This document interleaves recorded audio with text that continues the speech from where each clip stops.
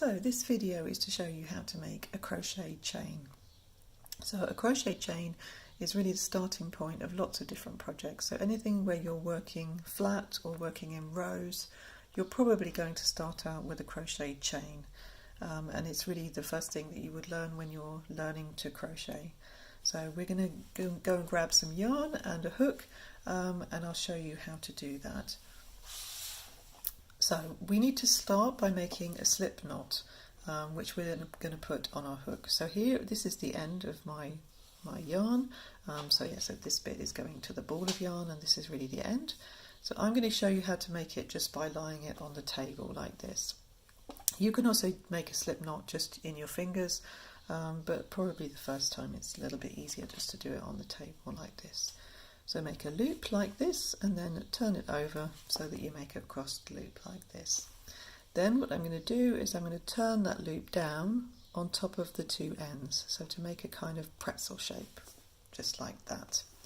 And then what you'll see with your pretzel shape is this bit here is on the top and this bit here is on the bottom. So if I lift it up, you can see that that bit there is on the top and that bit there is on the bottom. So what I'm going to do is put my hook underneath that bar there, which is on the bottom.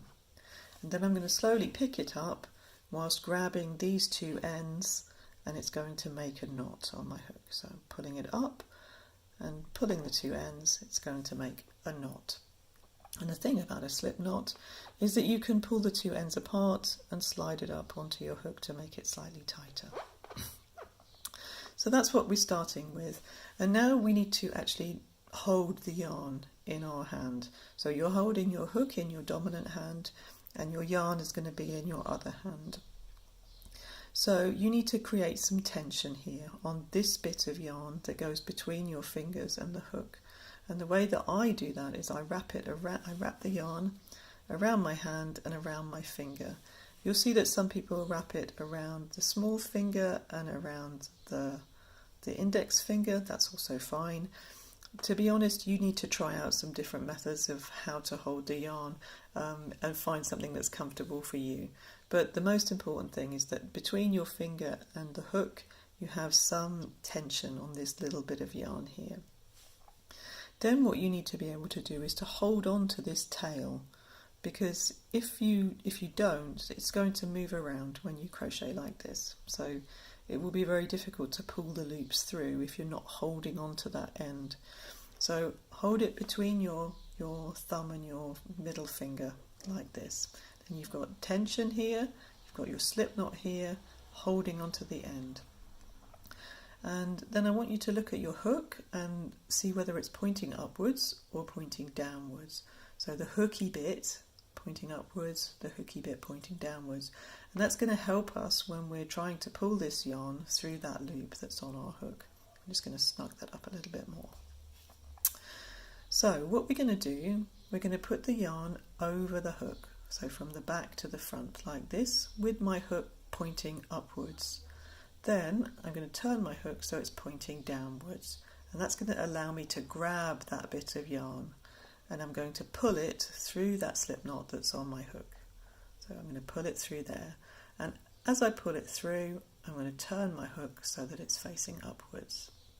And that's really it. So we're going to do that again.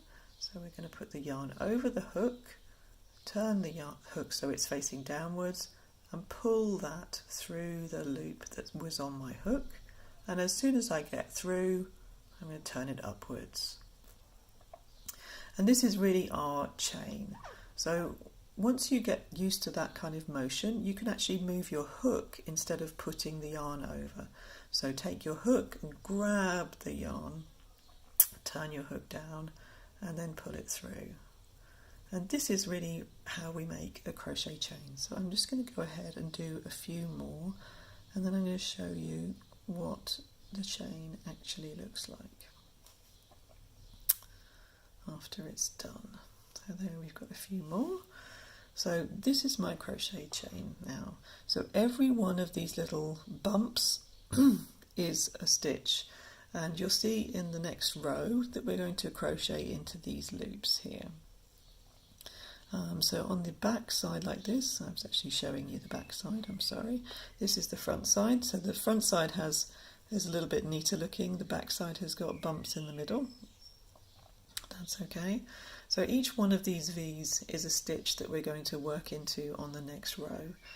And if you come back to the next video, I will show you how to do a single crochet into the chains that you've just made.